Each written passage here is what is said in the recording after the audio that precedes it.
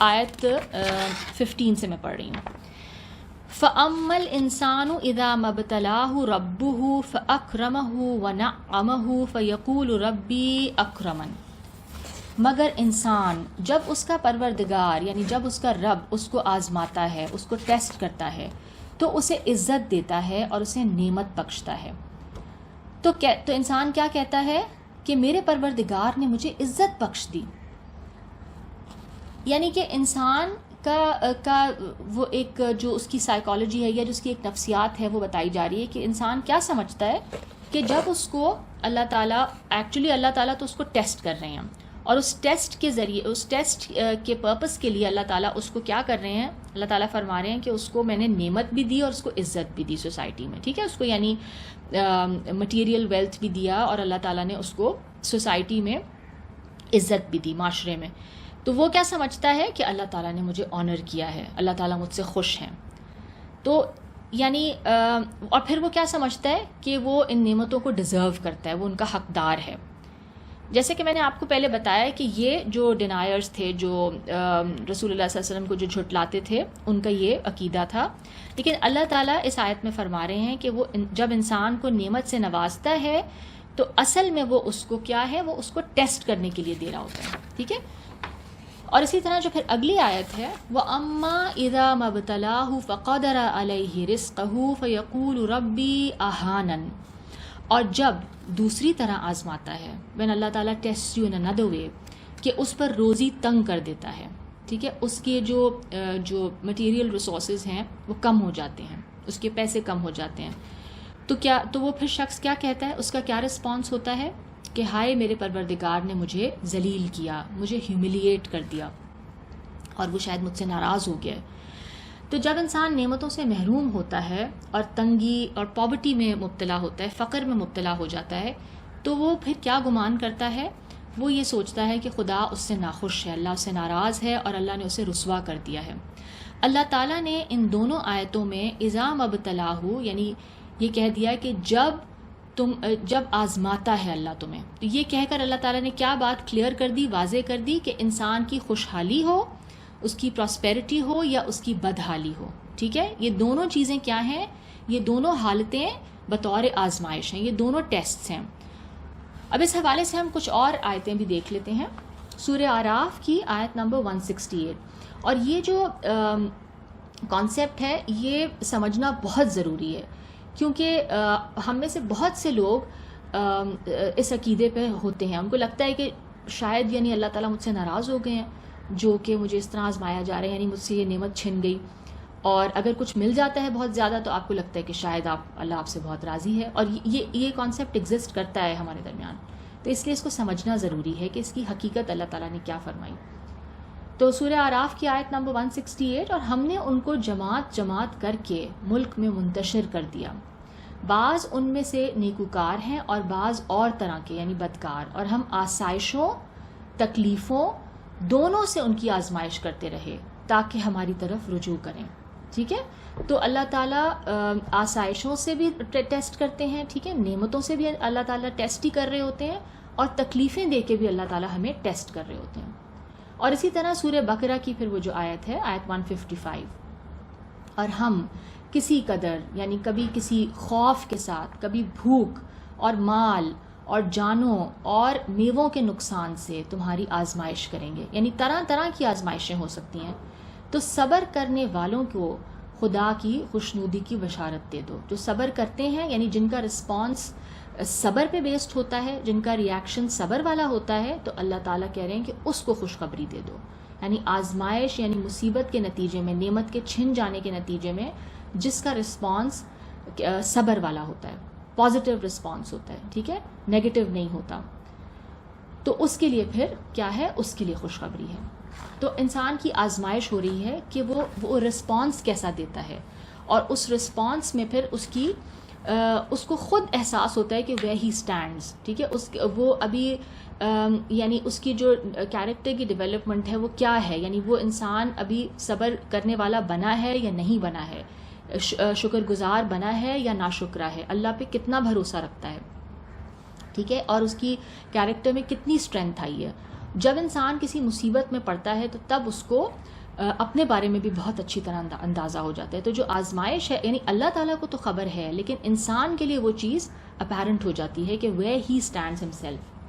اور اسی طرح ہم دیکھتے ہیں سورہ انعام کی آیت 165, اور وہی تو ہے جس نے زمین میں تم کو اپنا نائب, اپنا ریپرزینٹیٹیو بنایا اور ایک کے دوسرے پر درجے بلند کیے, یعنی کسی کو کوئی نعمت زیادہ دے دی, کسی کو کم دے دی, تاکہ جو کچھ اس نے تمہیں بخشا ہے, جو بھی کچھ اس نے تمہیں دیا ہے, اس میں تمہاری آزمائش کرے.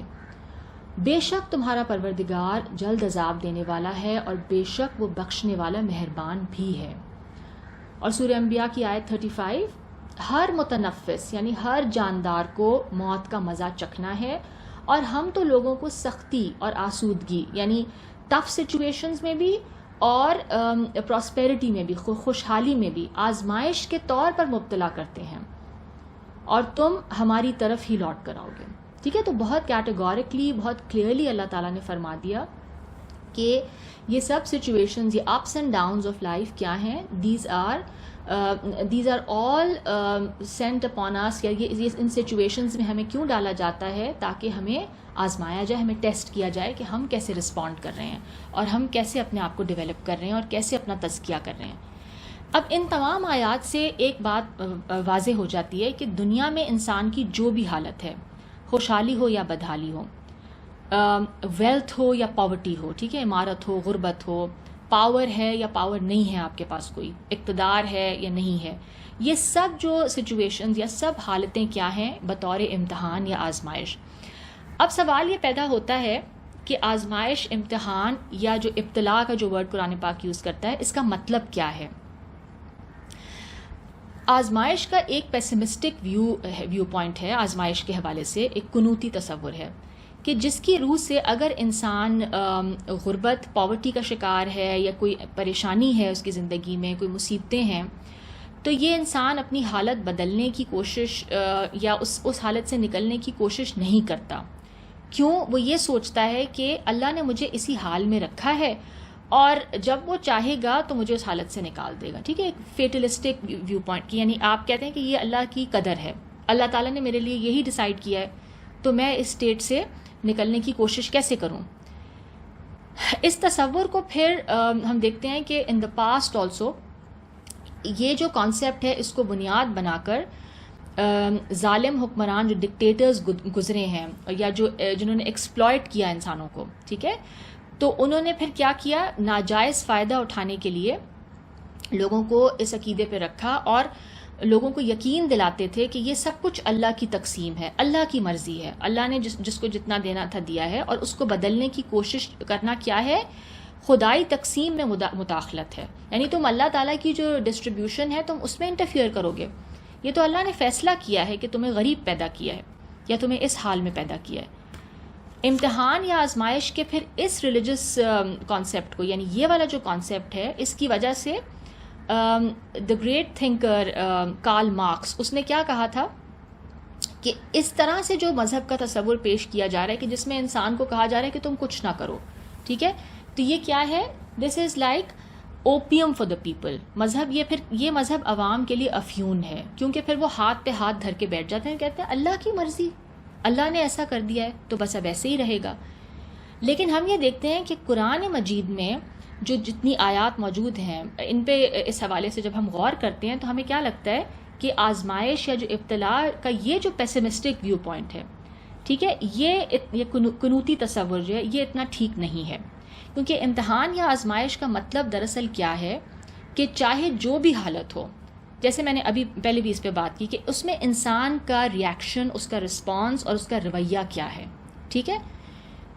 تو یعنی وہ مال اور دولت ہو, ٹھیک ہے, یا وہ اقتدار اور قوت ہو, یا کوئی پوزیشن آف اتھارٹی ہے, اگر وہ آپ کو ملی ہے, اس کے بعد ایک انسان اگر ایروگنٹ ہوتا ہے, ٹھیک ہے, تکبر کا شکار ہو رہا ہے, اور وہ اللہ تعالیٰ کی جو نعمتیں اس کو ملی ہیں ان کو وہ اللہ کی کریشن پر ظلم ڈھانے اور ان کا استحصال کرنے, ان کو ایکسپلائٹ کرنے کے لیے استعمال کر رہا ہے, تو یہ تو پھر ٹھیک نہیں ہے.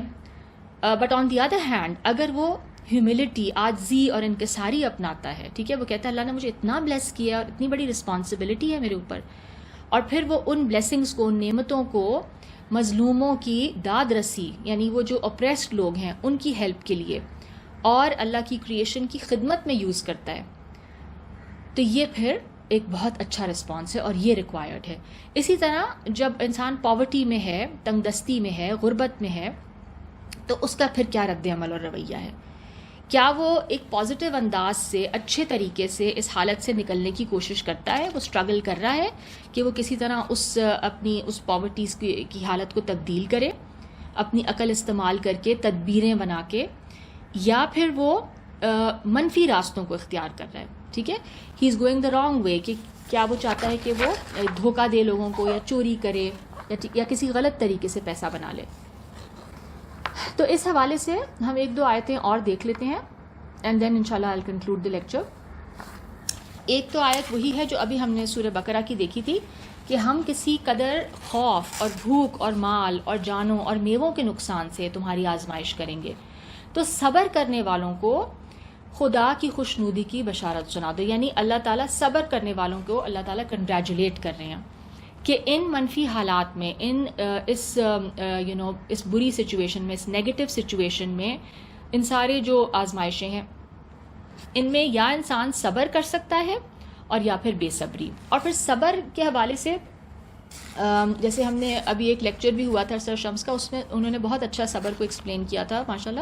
تو اس میں بیسکلی صبر کے حوالے سے انہوں نے یہ سمجھایا تھا کہ صبر کے ڈفرینٹ میننگز ہیں. یعنی ایک مطلب صبر کا، سب سے پہلا مطلب تو آپ یہ سمجھ لیں کہ اس میں اپنے آپ کو نیگیٹو رسپانس سے بچانا. ٹھیک ہے، یعنی ایک سب سے جو پرامپٹ ریاکشن ہوتا ہے کہ وائی می، اور میرے ساتھ ایسا کیوں ہوا، اور اللہ تعالیٰ میرے ساتھ ایسے کرتے ہیں. ٹھیک ہے، تو یہ نیگیٹو تھاٹس، یہ نیگیٹو سپوزیشنز، ازمپشنز، اور اس سے اپنے آپ کو بچانا. اور پھر حوصلہ اور ہمت نہیں ہارنا، پینک نہیں کرنا. اور پھر اس سچویشن میں یعنی ڈفرینٹ اسٹریٹجیز ڈیوائز کرنا اس مسئلے سے نکلنے کے لیے. اور کچھ چیزوں کو آپ کو قبول بھی کرنا پڑے گا کہ ٹھیک ہے ایک یہ نقصان ہو گیا ہے، اور اس کو پھر ایکسیپٹ کرنا کہ ٹھیک ہے یہ ہو گیا ہے، اور اس میں یہ بھی دیکھنا کہ کیا اس میں میری کوئی غلطی تھی جس کی وجہ سے ایسا ہوا ہے. تو یہ ساری چیزیں، دس از آل پارٹ آف صبر. اور پھر ساتھ ہی ساتھ جو اچھے کام آپ کر رہے تھے، ٹھیک ہے، تو کسی ایکسیڈنٹ یا خدا نہ خواستہ کوئی آپ کے ساتھ کوئی بری چیز ہو گئی، تو وہ جو اچھے کام آپ کر رہے تھے وہ آپ نے سب چھوڑ دیے. تو یہ بھی کیا ہے، یہ بھی صبر کے منافی بات ہے. یعنی آپ کو ان چیزوں پہ کنسسٹنٹ رہنا ہے. تو جو اچھے کام آپ کر رہے تھے، جو چیزیں آپ نے شروع کی تھیں، ان پہ کنسسٹنٹ رہنا. ٹھیک ہے، حالات اپ اینڈ ڈاؤن چل رہے ہیں لیکن آپ ان کاموں میں کنسسٹنسی دکھائیں. تو یہ بھی صبر ہے. تو صبر کے بہت ڈفرینٹ، یعنی it's a term which is covering different kinds of, بہت سارے ڈفرینٹ اس میں ایٹیٹیوڈ آ جائیں گے. اینڈ اٹس آل اباؤٹ یعنی to not get affected in such a way کہ آپ اتنے ریئیکشنری ہو جائیں یا آپ اتنا اس سے نیگیٹیولی افیکٹ ہو جائیں حالات سے کہ پھر آپ بالکل پیرالائز ہو کے رہ جائیں، یعنی آپ کو کسی کام کے قابل نہ رہیں یا ڈپریشن میں چلے جائیں. ٹھیک ہے، تو یہ سب چیزیں پھر کیا ہیں، یہ صبر کے اپوزٹ، یہ بے صبری ہے. اور اسی طرح سورہ ہود کی آیت نمبر 7، اور وہی تو ہے جس نے آسمانوں اور زمین کو 6 دن میں بنایا، اور اس وقت اس کا عرش پانی پر تھا. تمہارے پیدا کرنے سے مقصود یہ ہے کہ وہ تم کو آزمائے کہ تم میں عمل کے لحاظ سے کون بہتر ہے. اور اگر تم کہو کہ لوگ مرنے کے بعد زندہ کر کے اٹھائے جاؤ گے، تو کافر کہہ دیں گے کہ یہ تو کھلا جادو ہے. ٹھیک ہے، تو یہ بتایا گیا کہ کیا ہے، تمہیں پیدا کرنے کا مقصد کیا ہے، کہ تمہیں آزمایا جائے کہ تم میں سے عمل کے لحاظ سے کون بہتر ہے. ٹھیک ہے، کون احسن عمل کرتا ہے، بیوٹیفل عمل کون کرتا ہے. اسی طرح سورہ کہف کی آیت 7، انا جعلنا ما علی الارض زینۃ لہا لنبلوہم ایہم احسن عملا. جو چیز زمین پر ہے ہم نے اس کو زمین کے لیے آرائش بنایا ہے. ٹھیک ہے، بیوٹیفائی کیا ہے اس زمین کو تاکہ لوگوں کی آزمائش کریں. ٹھیک ہے، that is the purpose of this creation, کہ ان میں کون اچھے عمل کرنے والا ہے، احسن عمل، پیارا عمل، خوبصورت عمل، دوسروں کی زندگی کو بیوٹیفائی کرنے والا عمل، وہ کون ہے جو یہ کرے. اسی طرح سورہ ملک کی آیت نمبر 2، الذی خلق الموت والحیات لیبلوکم ایکم احسن عملا وہو العزیز الغفور. اسی نے موت اور زندگی کو پیدا کیا. He is the one who created death and life. Why? تاکہ تمہاری آزمائش کرے، تمہیں ٹیسٹ کرے کہ تم میں کون اچھے عمل کرتا ہے، کون پیارے عمل کرتا ہے، کون بینیفیشل بیوٹیفل عمل کرتا ہے، ٹھیک ہے، کون ہیلنگ کے کام کرتا ہے، کون اچھے کنسٹرکٹیو کام کرتا ہے، اور وہ زبردست اور بخشنے والا ہے. آزمائش کے اس تصور میں جیسے میں نے کہا کہ کیا ہے، پھر انسان کی جو ہڈن ابیلٹیز ہیں پھر ان کا اظہار ہوگا. یعنی آزمائش جب آتی ہے، اللہ نہ کرے، تو کیا ہوتا ہے، سم ٹائمز ہم خود بھی حیران رہ جاتے ہیں.